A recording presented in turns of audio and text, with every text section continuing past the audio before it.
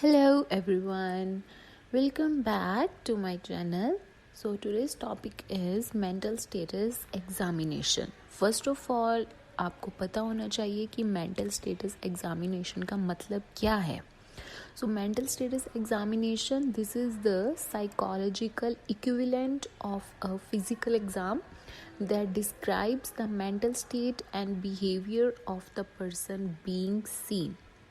And it includes both objective observation of the clinicians and subjective descriptions given by the patient.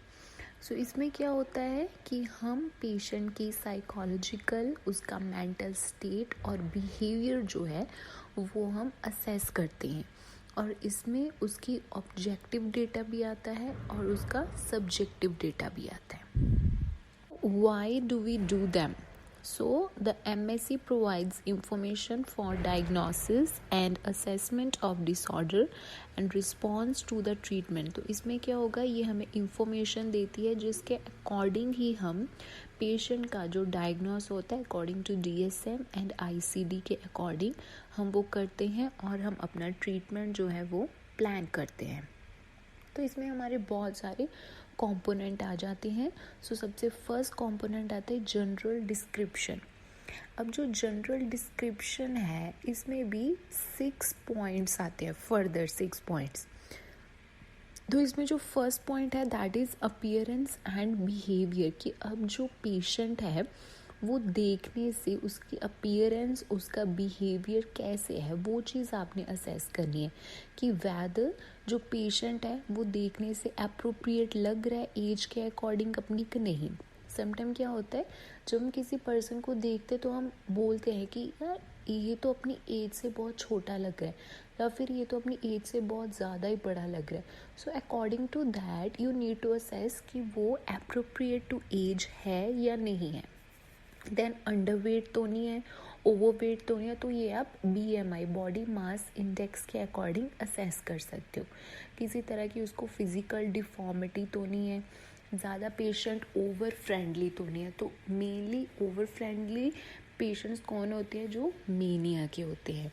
Aggressive तो नहीं है patient. सो ये कुछ points हैं जो आप असेस करोगे under appearance and behaviour of the patient.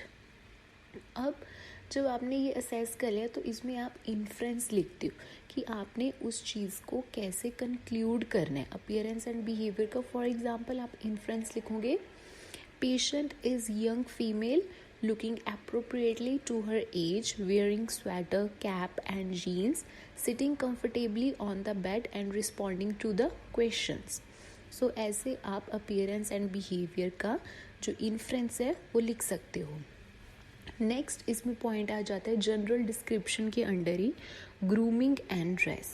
सो उसकी जो ड्रेसिंग है वो नॉर्मल है, डर्टी तो नहीं है, ओवर ड्रेस अप तो नहीं है. सो ये मेन पॉइंट्स आपने उसमें असेस करने होता है. तो इसका आप इन्फ्रेंस कैसे लिखोगे, patient is well groomed, patient has worn clothes according to place and season and personal hygiene of the patient is maintained. तो ये चीज़ असेस करनी क्यों इम्पॉर्टेंट है, क्योंकि जो पेशेंट जैसे सब्सटेंस अब्यूज़ का हो गया, स्कीज़ोफ्रेनिया का पेशेंट हो गया, तो वो अपनी पर्सनल हाइजीन निगलेक्ट करते हैं, तो उनकी हाइजीन नहीं मेंटेन होगी. और दूसरी साइड क्या हो सकता है, जो मेनिया के पेशेंट्स होते हैं वो बहुत ज़्यादा ओवरली ड्रेसअप होते हैं. तो इस चीज़ के लिए हमें उनकी ग्रूमिंग एंड ड्रेस जो है वो असेस करनी है. नेक्स्ट C पॉइंट इसमें आ जाता है जनरल डिस्क्रिप्शन के अंडर पॉस्चर एंड गेट. तो आपने देखना है कि वो जैसे वो चलते हैं, जैसे वो बैठे हैं वो नॉर्मल है, स्टूप्ड पॉस्चर तो नहीं है, ठीक है, स्टिफ तो नहीं है एकदम रिजिड से, स्लो गेट तो नहीं है, फास्ट गेट तो नहीं है, कैसा उनका गेट है जब वो चल रहे हैं. सो ये चीज़ें आपने पॉस्चर एंड गेट में असेस करनी है. नेक्स्ट आ जाता है फिजिकल कैरेक्टरिस्टिक्स उनके कैसे हैं, वो देखने में स्ट्रॉन्ग और हेल्दी हैं जिसको हम वाइगोरस भी बोल देते हैं, फ्रेल है, वीक है या फिर ओबीज है वो.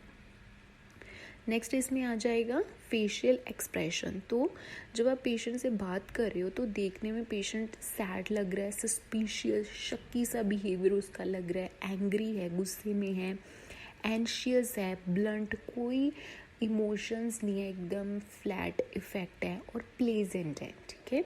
सो ये आपने फेशियल एक्सप्रेशन में असेस करना है। लास्ट पॉइंट जनरल डिस्क्रिप्शन में आ जाता है आई कांटेक्ट, कि जब आप पेशेंट के साथ कम्युनिकेट कर रहे हो तो पेशेंट आपके साथ आई कांटेक्ट बना रहा है कि नहीं बना रहा है, वो इधर उधर रूम में दीवारों की तरफ तो नहीं देख रहे हैं, वो चीज़ें।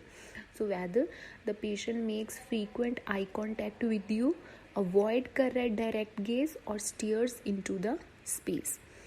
सो ये 6 पॉइंट्स जो हैं आपने जनरल डिस्क्रिप्शन में असेस करने हैं। Appearance and behaviour, grooming and dress, posture and gait, physical characteristics, facial expression and eye contact। अब इसमें कुछ एग्जाम्पल्स ऐड की हैं, जैसे कि मैंने पहले भी आपको बताया कि कौन से पेशेंट जो है सेल्फ निग्लेक्ट करते हैं। क्रॉनिक स्कीजोफ्रेनिया के पेशेंट हो गए, dementia, alcohol, drug de addiction के patient mostly self neglect behaviour होता है इनका। देन ब्राइट और कलरफुल क्लोथ्स मोस्टली मेनिया के पेशेंट वियर करते हैं। Stooped posture, hunched, leaning forward posture depression के पेशेंट्स का होता है। Sitting on the edge of the seat, gripping the arms of the chair, mostly ये एंजाइटी के पेशेंट में देखा गया है। देन सेकेंड जो मेन कंपोनेंट आ जाता है दैट इज साइकोमोटर एक्टिविटी। अब साइकोमोटर एक्टिविटी में आपने उसकी फिजिकल एक्टिविटी जो है वो ऑब्जर्व करनी है ड्यूरिंग द इंटरव्यू। अब साइकोमोटर एक्टिविटी को 2 में डिवाइड किया है, लेवल ऑफ एक्टिविटी कैसी है और किसी तरह का स्पेसिफिक मैनरिज्म तो नहीं प्रेजेंट, ये 2 चीज़ें। अब ये होता है क्या, इसमें आई का क्या। अब लेवल ऑफ एक्टिविटी में आपने क्या चीज़ें असेस करनी है कि पेशेंट लेथार्जिक तो नहीं है, सुस्त नहीं तो नहीं है, रेस्टलेसनेस तो नहीं है, उसमें कैटाटोनिया। अब कैटाटोनिया क्या होता है, this is a state in which the patient becomes immobile with muscular rigidity और इनफ्लेक्सिबिलिटी, मतलब कि पेशेंट एक ही पॉस्चर में बहुत ही लॉन्ग टाइम तक बैठा रहेगा इमोबाइल पॉस्चर में। सो उस चीज़ को हम बोलेंगे कैटाटोनिया। सो ये आपने लेवल ऑफ एक्टिविटी में देखना है। बी आ जाता है हमारा स्पेसिफिक मैनरिज्म। अब स्पेसिफिक मैनरिज्म क्या होता है, दिस इज रेपिटेटिव जेस्चर्स तो नहीं पेशेंट शो कर रहा है, जैसे कि टिक्स होगी, इकोलेलिया हो गया, मीन्स रेपिटेशन ऑफ वर्ड्स, कोई एक वर्ड बोला तो वही सेम वर्ड रिपीट कर रहा है। Echopraxia means repetition of physical movement, compulsion किसी काम को दोबारा करते रहना। तो ये कुछ स्पेसिफिक मैनरिज्म है कि पेशेंट में प्रेजेंट है कि नहीं, वो चीज़ें आपने असेस करनी है। देन आपने साइकोमोटर एक्टिविटी का एट द एंड इन्फ्रेंस लिखने। अब इन्फ्रेंस कैसे लिखोगे, for example level of activity में आप लिखोगे motor activity of the patient appear to be normal, no other abnormality is detected. And in specific mannerism आप लिखोगे no tics, compulsion, echolalia, echopraxia was present in my patient. अगर present था तो वो चीज़ आप लिखोगे कि this mannerism was present in my patient. Then third आ जाता है इसमें स्पीच। अब स्पीच में आपने क्या क्या चीज़ें असेस करनी है, रेट क्या है स्पीच का, फ्लो, वॉल्यूम, टोन और रेलिवेंस। सो अब रेट में क्या आ जाएगा, रेट में कि वो नॉर्मल रेट से बोल रहा है, बहुत स्लो बोल रहा है, रैपिड बहुत फास्ट बोल रहा है, कि प्रेशर ऑफ स्पीच है उसकी, तो वो आपने रेट में देखना है। फ्लो कैसा है उसका, स्पॉन्टेनियस है, हेजिटेशन कर रहा है, स्टटरिंग कर रहा है, कि म्यूट है, चुप है एकदम।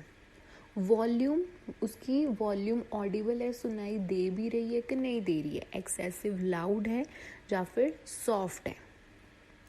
देन टोन, मोनोटोनस एक ही टोन में बोली जा रहा है कि फ्लक्चुएशन है, जैसे कुछ खुशी की बात हुई तो पिच हाई होगी, कुछ सैड बात है तो पिच लो होगी, वो चीज़ है फ्लक्चुएशन। रेलिवेंस, वैदर कि जो आपने क्वेश्चन पूछा है उसके अकॉर्डिंग ही वो आंसर दे रहा है, रेलिवेंट है कि इररेलिवेंट बातें बोल ली जा रहा है। सो ये चीज़ें आपने स्पीच में नोट डाउन करनी है, rate, flow, volume, tone and relevance. I hope these 3 components are clear to you. Thank you.